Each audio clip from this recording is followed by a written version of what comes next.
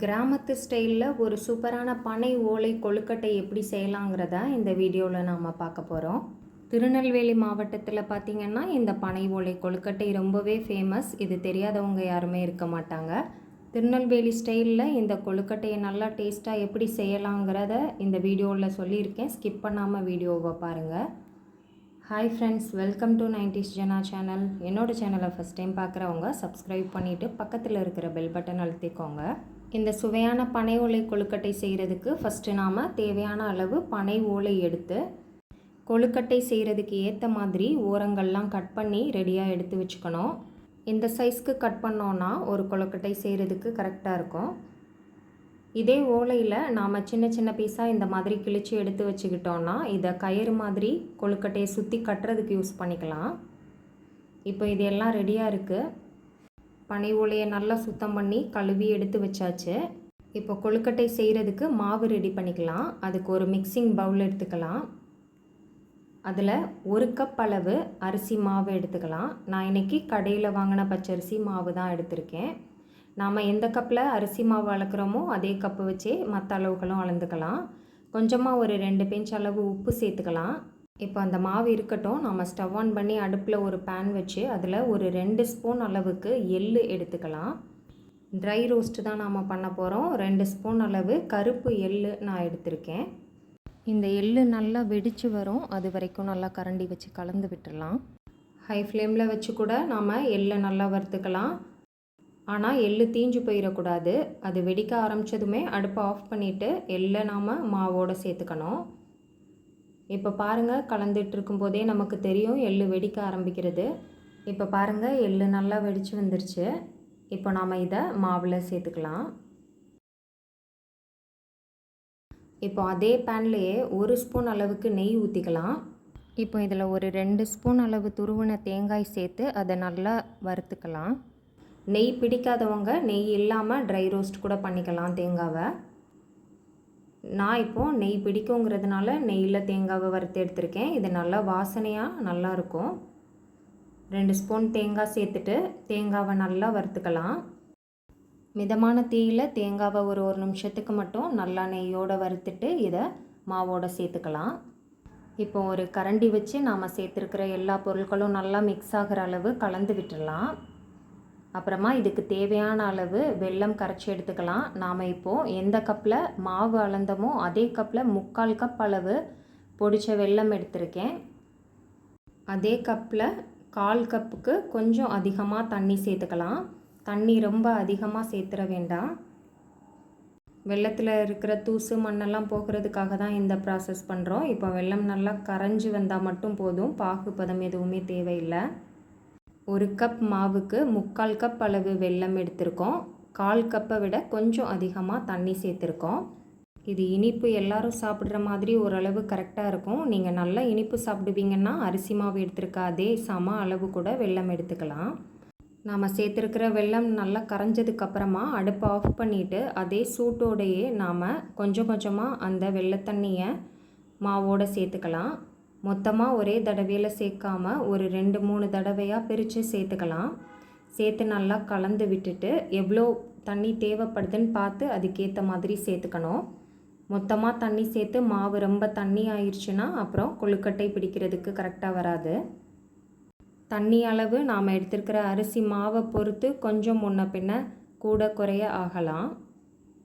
அதனால் தண்ணி அளவு பார்த்துட்டு சேர்த்துக்கோங்க. வெல்லம் கரைக்கும் போது ரொம்ப அதிகமாக தண்ணி சேர்த்துட்டோன்னா அதில் தண்ணி மீதி வந்துச்சுன்னா நமக்கு இனிப்பு சுவை குறைஞ்சிரும். அதனால் நாம் வெல்லம் கரைக்கும் போது கரெக்டாக தேவையான அளவு மட்டும் தண்ணி சேர்த்து கரைச்சி எடுத்துக்கணும்.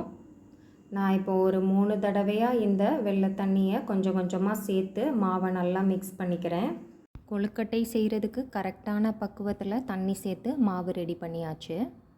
நல்லா கரண்டி வச்சு மிக்ஸ் பண்ணதுக்கப்புறமா இது கையால் பொறுக்கிற சூடு வந்ததுக்கப்புறமா கைட்டை கொஞ்சம் நல்லா பிசைஞ்சு எடுத்துக்கலாம். மாவு பாருங்கள், இந்த மாதிரி கொழுக்கட்டை பிடிக்கிறதுக்கு கரெக்டான பக்குவத்தில் இருக்கணும். இப்போ இதில் ஒரு 1/4 ஸ்பூன் அளவு ஏலக்காய் பொடி சேர்த்துக்கலாம்.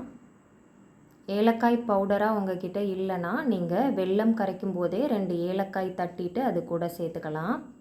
இப்போ மாவை கையால் இந்த அளவு நல்லா ஒன்று சேர்த்து பிசைஞ்சு வச்சுக்கலாம். இப்போ இதை நாம் கொஞ்சம் கொஞ்சம் மாவாக எடுத்து கையால் கொழுக்கட்டை பிடிச்சி வைப்போம் இல்லையா, அந்த மாதிரி கொழுக்கட்டையாக பிடிச்சி வச்சுக்கலாம். இந்த மாதிரி தனித்தனி கொழுக்கட்டையாக எடுத்து வச்சோன்னா ஓலையில் வச்சு செய்யும்போது நமக்கு ஈஸியாக இருக்கும்.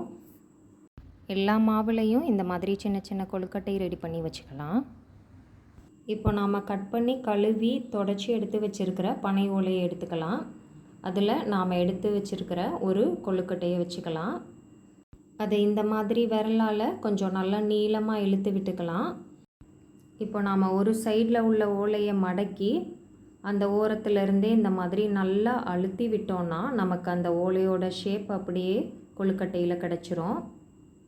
இப்போ பாருங்கள், நல்லா ஓலையில் எதுவும் ஒட்டாமல் நமக்கு கரெக்டான ஷேப்பில் கொழுக்கட்டை ரெடி ஆயிடுச்சு. ஓரங்கள்லாம் நம்ம கவர் பண்ணணும்னு அவசியம் இல்லை. இந்த மாதிரி கொஞ்சம் மாவு வெளியில் வந்ததுன்னா மட்டும் விரல் வச்சு உள்ளே தள்ளி விட்டுடலாம். இப்போ இந்த சைடு ஓரத்தையும் மடக்கிட்டு நாம் ரெடி பண்ணி வச்சுருக்கிற பனை ஓலை கயிறை எடுத்து சுற்றி கட்டி விட்டுடலாம். இந்த மாதிரி ஒரு 2 சுற்று சுற்றிட்டு ஓரங்களை இப்படி முறுக்கி விட்டு அதை உள்ளே திணிச்சு விட்டுடலாம். ஓலை கொஞ்சம் காஞ்ச ஓலையாக இருந்ததுன்னா நாம் மடக்கி விட்டாலே போதும், நின்றுக்கும். இந்த மாதிரி கயிறு கூட நாம் கெட்டணும்னு அவசியம் இல்லை. ஆனால் திருநெல்வேலி மாவட்டத்தில் எங்கள் வீட்டிலலாம் பார்த்திங்கன்னா நாங்கள் சின்ன பிள்ளையாக இருக்கும்போதே இந்த மாதிரி கயிறு கட்டி தான் வேக வச்சுருப்பாங்க. இப்போ நாம் இதே மாதிரி எல்லா உருண்டைகளையும் ஓலையில் உள்ளே வச்சு கொழுக்கட்டை ரெடி பண்ணிக்கலாம்.